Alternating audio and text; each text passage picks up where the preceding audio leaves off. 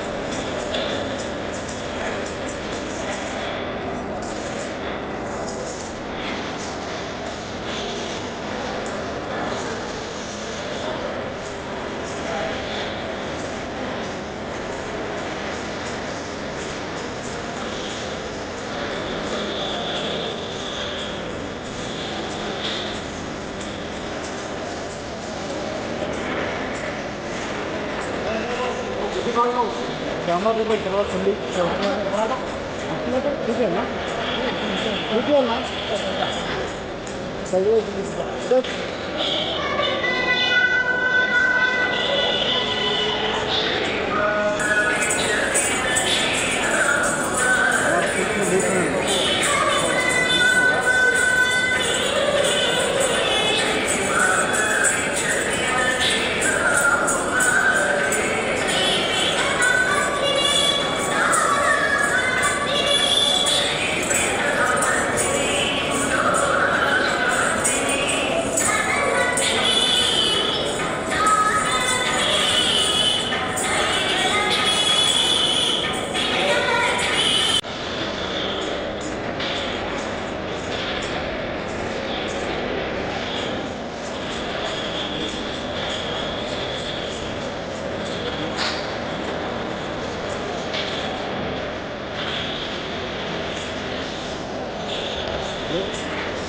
सदर जंगल जाना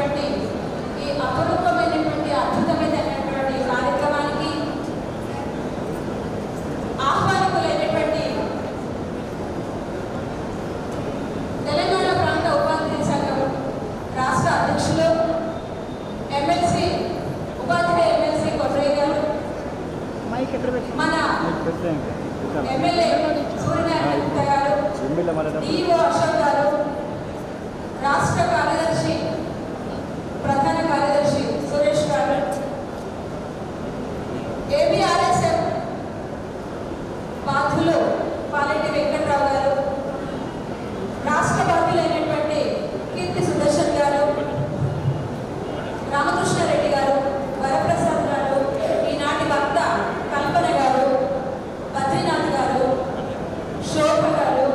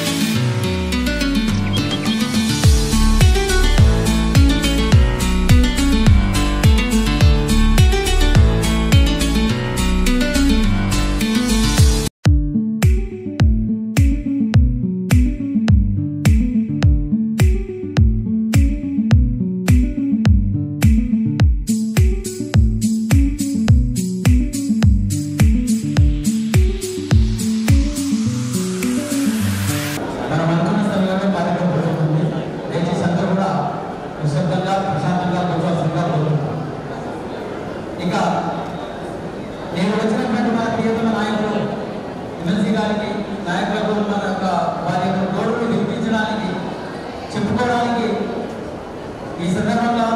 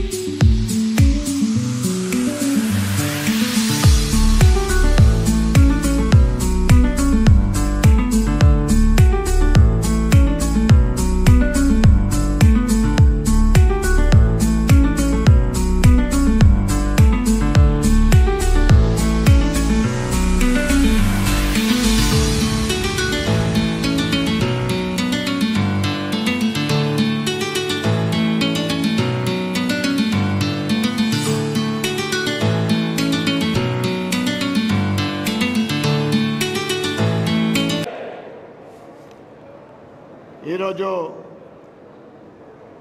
తపస్ ఆధ్వర్యంలో నిర్వహిస్తున్న అహల్యాబాయి హోల్కర్ జయంతి ఉత్సవాలకు ఈ కార్యక్రమానికి సభాధ్యక్షులు నిజామాబాద్ అధ్యక్షులు శ్రీమతి కృష్ణవేణి గారికి, స్టేట్ ప్రెసిడెంట్ హనుమంతరావు గారికి, వేదిక మీద ఉన్న డిఓ గారికి, అశోక్ గారికి, స్టేట్ జనరల్ సెక్రటరీ సురేష్ గారికి, ఏబిఆర్ఎస్ఎం బాధ్యులు వెంకట్రావు గారికి, తపస్ రాష్ట్ర ప్రధాన కార్యదర్శి రామకృష్ణారెడ్డి గారికి, కీర్తి సుదర్శన్ గారికి, వరప్రసాద్ గారికి, బద్రీనాథ్ గారికి, కల్పన గారికి,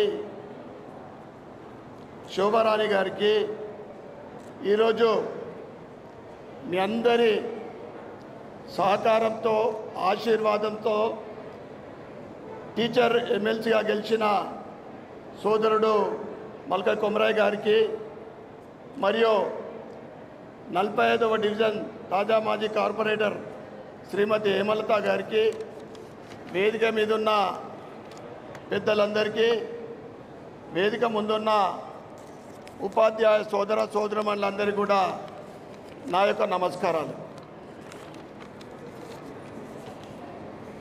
మహారాణి అహల్యాబాయి హోల్కర్ 31 మే 1725, 13 ఆగస్టు 1795 భారతదేశంలోని మరాఠా మాల్య రాజ్యానికి రాజమాతగా పరిపాలించారు. ఆమె గొప్పతనం ఏంటిదంటే హిందూ దేవాలయాల గొప్ప మార్గదర్శకురాలు ఆమె. దాంతోపాటు అనేక ఆలయాల నిర్మాణకర్త.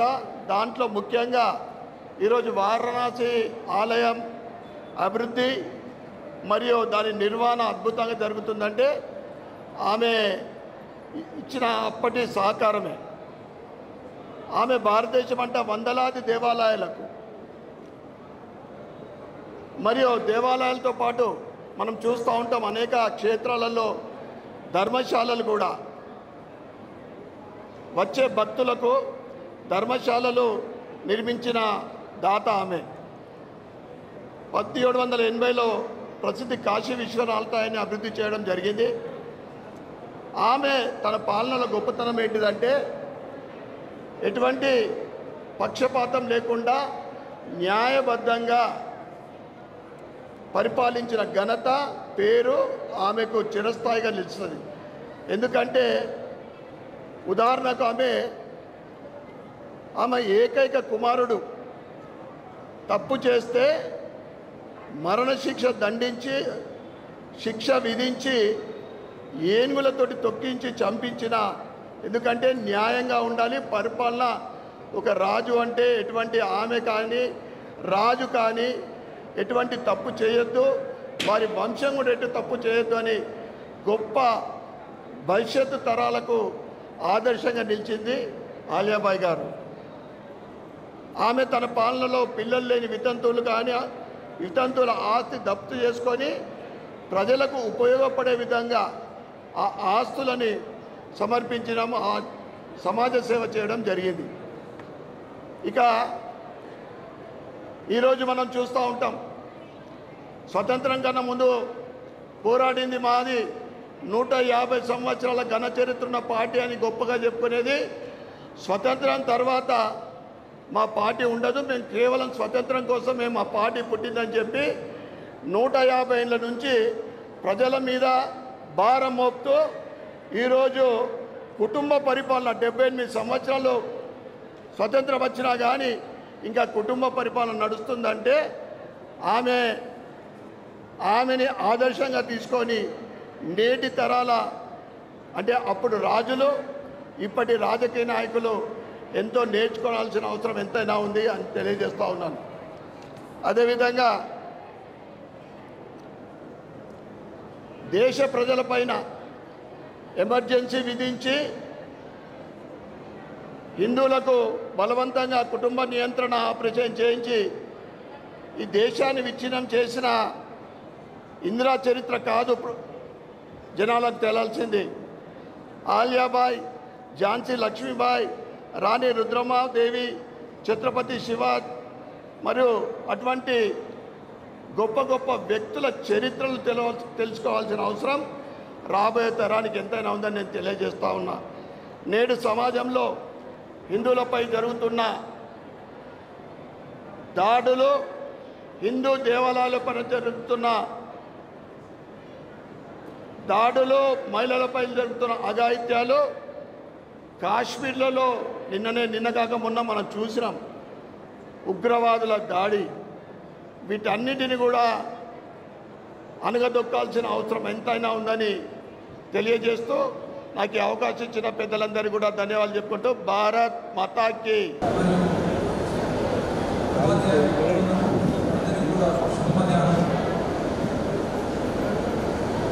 ఈరోజు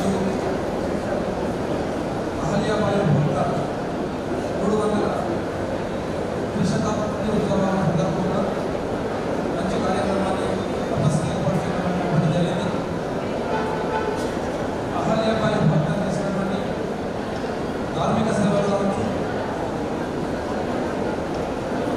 పరిపాలన పరంగా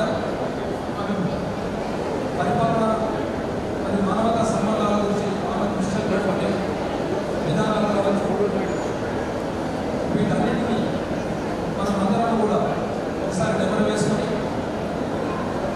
ఆమె చేసినటువంటి సేవలను మనకు మన జీవితంలో కూడా మనం ఉపాధ్యాయులుగా మనము ఏ విధంగా వాటిని నిర్వహించుకొని మన పిల్లలకు ఆమె యొక్క జీవిత చరిత్రను పిల్లలకు చదివించి పిల్లల యొక్క విలువలను డెవలప్ చేయడం కోసం మనమందరం కృషి చేస్తామని ఆశిస్తున్నాను. ముఖ్యంగా తపస్ సభ్యులు ఉపాధ్యాయులందరూ కూడా తపస్ ఉపాధ్యాయ సంఘం కూడా హక్కులతో పాటు బాధ్యతలను కూడా చక్కగా నిర్వహిస్తారనేటటువంటి పేరు ఉంది. మీరు కేవలం హక్కుల కోసం పోరాడకుండా వాళ్ళందరూ కూడా వారు పనిచేసేటువంటి పాఠశాలలో కూడా మీరందరూ కూడా చక్కగా పనిచేసి వాటన్నింటినీ కూడా మోడల్ స్కూల్స్గా మీరందరూ ఈ మోడల్ స్కూల్స్గా రూపొందించి ఇక్కడ మనకు అనుభవం లేనటువంటి గౌరవ ఎమ్మెల్సీ గారు కూడా ఉన్నారు. మన ప్రభుత్వ పాఠశాలలను స్ట్రెంథనింగ్ చేయడం కోసం వారి యొక్క విశేష అనుభవం కూడా మనకు ఉపయోగపడుతుందని చెప్పి సభాముఖంగా మీకు తెలియజేస్తున్నాను. తర్వాత ఈరోజు ప్రభుత్వ పాఠశాలలో కూడా ఎన్రోల్మెంట్ ఇంప్రూవ్ చేయడం అనేటటువంటిది ప్రతి ఒక్క ఉపాధ్యాయుల పైన ఉన్నటువంటి బాధ్యత. ప్రభుత్వ పరంగా కావాల్సినటువంటి సౌకర్యాలన్నింటినీ కూడా కల్పించడం అనేటువంటి జరిగింది. ఉపాధ్యాయులకు ప్రమోషన్స్ కానీ, డైరెక్ట్ రిక్రూట్మెంట్ కానీ, మౌలిక సదుపాయాలను కల్పించడం కానీ జరిగింది. తర్వాత పిఎంసీ స్కీమ్ ద్వారా కేంద్ర మరియు రాష్ట్ర ప్రభుత్వాలు 60-40 రేషియోలో కూడా అనేక పాఠశాలలకు పిఎంసీ కింద విభిన్న కార్యక్రమాలను నిర్వహించుకోవడం కోసం ఆర్థిక సహకారం అనేటటువంటిది లభిస్తుంది. మన జిల్లాలో కూడా ఈ సంవత్సరం 5,65,00,000 రూపాయలు పిఎంసీ కింద నిధులు స్కూల్స్కు జమ చేయడం అనేటటువంటి జరిగింది. దాంట్లో భాగంగా మెజారిటీ స్కూల్స్ చాలా అద్భుతంగా పనిచేసి పిల్లలకు చాలా ఎక్స్పోజర్ అనేటటువంటిది కలిగించడం అనేటటువంటి జరిగింది. ఇదే విధంగా మన స్కూల్లో పనిచేసినటువంటి ఉపాధ్యాయులు అందరూ కూడా వచ్చే అకాడమిక్ సంవత్సరంలో కూడా ఎన్రోల్మెంట్ పెంచడంతో పాటు క్వాలిటీని ఇంప్రూవ్ చేస్తారని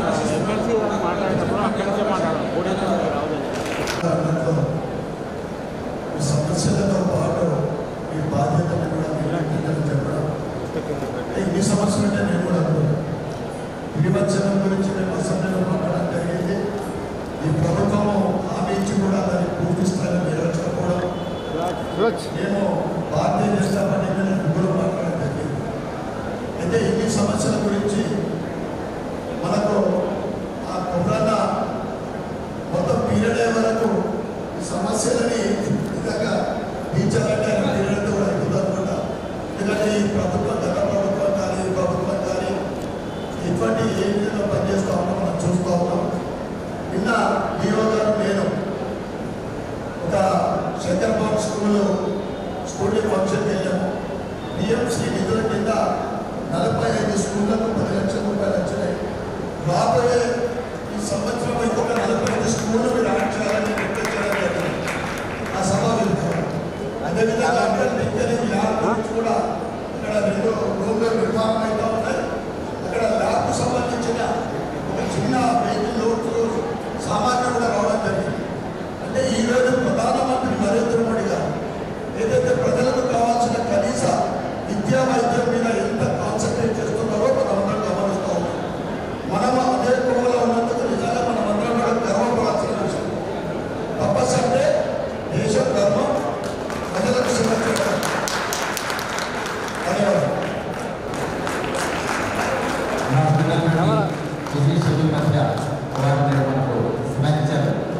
ఎందుకు తపస్సు తెలంగాణ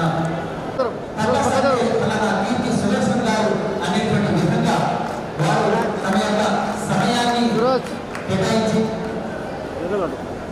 మొత్తం ఈ మధ్య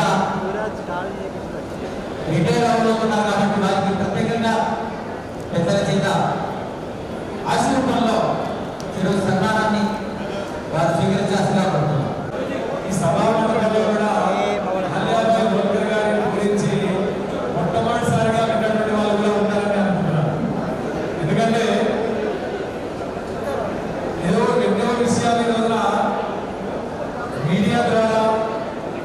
వ్యవస్థాపకంగా ప్రచార ఆహ్వానాలతో లోకమంతా మునిగిపోతున్న సందర్భంలో ఒక 300 సంవత్సరాల కిందట ఒక సాధారణమైనటువంటి ప్రజలు మేపుకునేటువంటి కుటుంబంలో జన్మించినటువంటి ఒక ఆడబిడ్డ తన యొక్క తేజస్సు తన యొక్క ప్రతిభా పాఠవాలతో ఆనాటి పాలకులని ఆకర్షించి ఒక రాజవంశానికి మెట్టిరెడ్డికి రాజవంశానికి ఒక మోడల్గా వచ్చినటువంటి ఆమె విద్యార్థుల పట్ల రావాలి.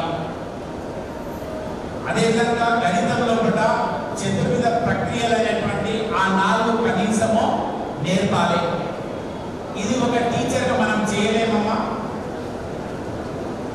నేనేమంటున్నా, ఒక్క సంవత్సరం సమయము 15 నుంచి 20 మంది విద్యార్థులు, ఎలాంటి ట్రైనింగ్స్ లేవు, ఎలాంటి ప్రోగ్రామ్స్ లేవు. మనం స్కూల్కి వెళ్ళాలా, 15-20 మంది విద్యార్థులు మనం చెప్తామంటున్నాలో చేతులు ఎత్తండి దయచేసి. ఇది చేయగలుగుతాం సార్, మనం ఎందుకు చేయలేము సార్? 80% అటెండెన్స్ ఉండాలి స్టూడెంట్, మా అది కూడా ఇంపార్టెంటే. చేయగలుగుతాం కదా. మరి ఈ విధంగా చేస్తామనేటువంటి ఆల్రెడీ చేస్తున్న వాళ్ళు ఉన్నారు, లేదంటే లేదు. కానీ చెయ్యనటువంటి వాళ్ళు కొందరు ఉన్నారు. కాబట్టి రెస్పాన్సిబిలిటీగా తీసుకుంటే బాగుపడతారనేటువంటి ఉద్దేశంతో మన తప్పస్ నుంచి ఒక రిప్రజెంటేషన్ ఇస్తే దానికి ఏం చెప్తున్నారంటే బాధ్యత ఎట్లా వహించాలి టీచర్ అంటే, మరి ఎవరు బాధ్యత వహించాలి? డిఓ గారు బాధ్యత వహించాలా? ఎంఈఓ గారు బాధ్యత వహించాలా? కాబట్టి బాధ్యత వహించాల్సినటువంటి అవసరం కూడా ఉంది. ఎస్, ఒక అందరూ కూడా రారు. 60% ఆఫ్ ద స్టూడెంట్స్ అన్న మళ్ళీ అందులో 20 మంది ఉంటే అందులో 12 మందికి రావాలి. 8 మందికి రాకుండా కూడా కాదు, 100% ఎక్కడ రాదు కూడా. కాబట్టి ఈ విషయాలను ప్రస్తావించినప్పుడు మనం కూడా ఒక ఆలోచన ధోరణి కూడా కరెక్ట్గా ఉండాలి. ఒకటే ఫస్ట్ మనకు ఒక ప్రాబ్లం ఏం తెలుసా? హూ వాంట్ టు చేంజ్ మార్పు కావాలని కోరుకుంటాం. మనం కోరుకుంటామా? ప్రతి ఒక్కరు మార్పు కావాలని కోరుకుంటాం. కానీ మనం మారమంటే మాత్రం మారం. మరి ఎందుకు ఇట్లా ఉండాలి? మార్పు రావాలంటే మనం కూడా మారాలి.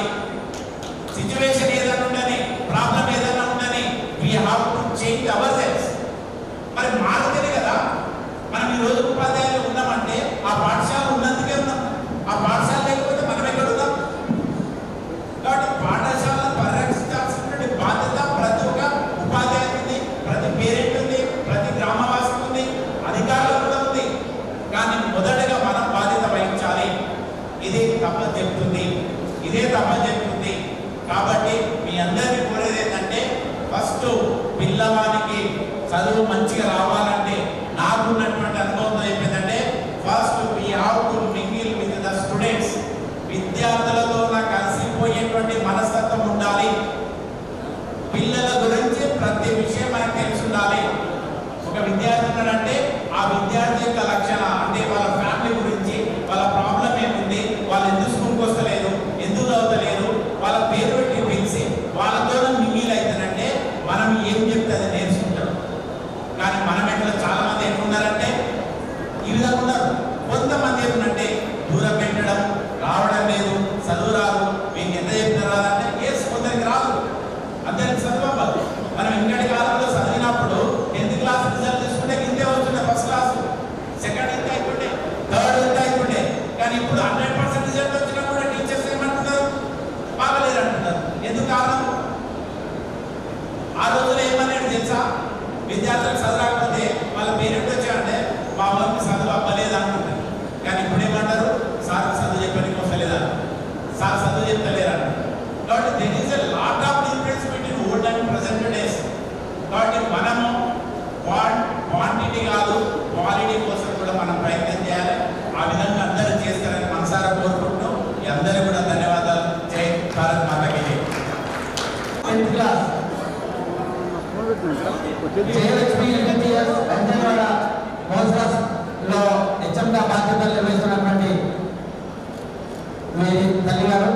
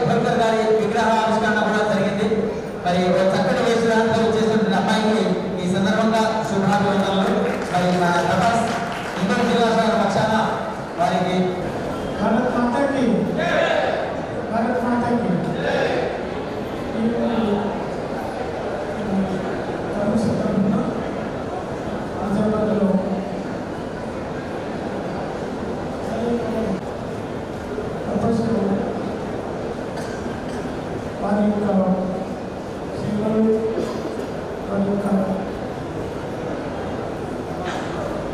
ఆదర్శాలు మనకు మన పిల్లలకు ఉపయోగించి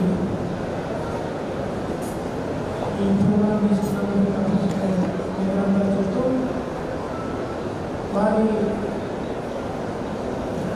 చేసిన సేవలు వారు చేసిన రోజులు కూడా నేను గతంలో మాట్లాడుతున్నాను. ఈరోజు సమగ్ర అధ్యక్షత వహిస్తున్న కృష్ణగిరి మేడం గారు, తర్వాత మన సూర్యనారాయణ గారు, గుప్తా గారు, అనంతరావు గారు, అశోక్ గారు, సురేష్ గారు, వెంకటరావు గారు, రామకృష్ణ గారు, సుదర్శన్ గారు,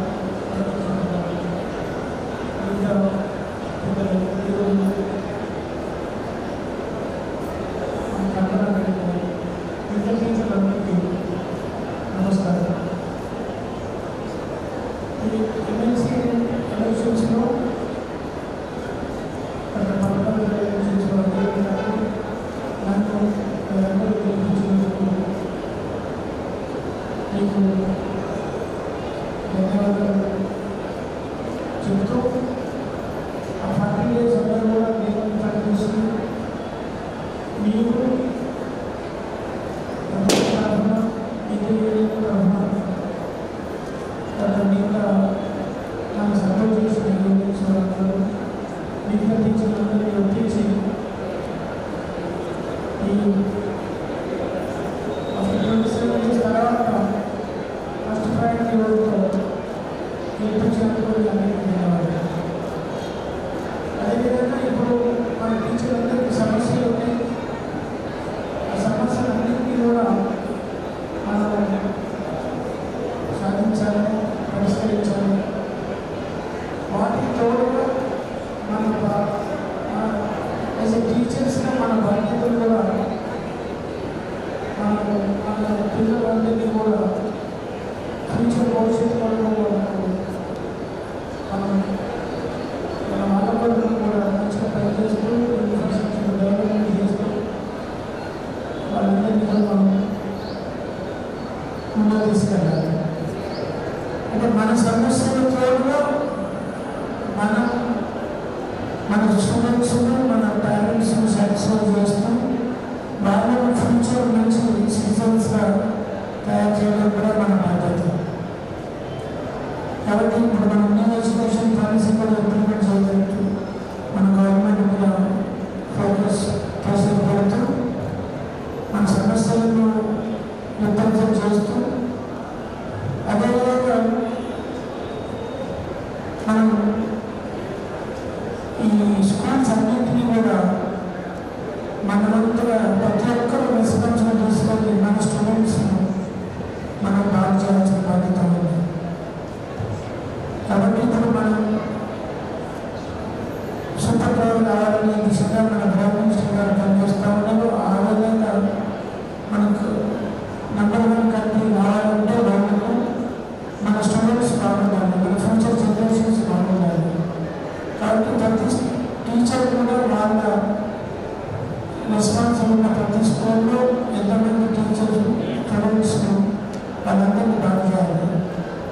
కాబట్టి మనం మన సమస్యలతో మాట్లాడుకుంటూ మన టీచర్స్లో మన స్కూల్స్లో మన ఎన్వైరన్మెంట్ పెంచుతూ స్టూడెంట్స్ కూడా మనం బాగా చేయాలి.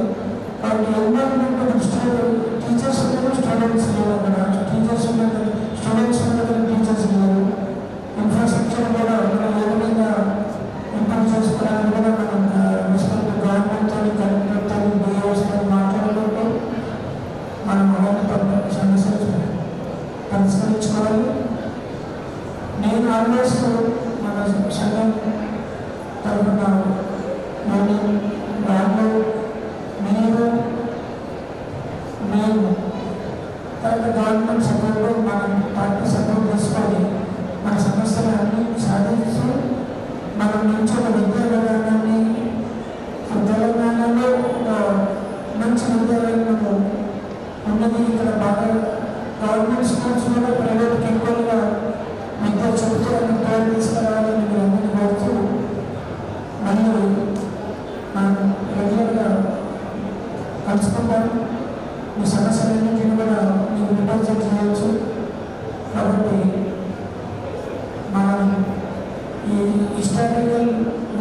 వచ్చిన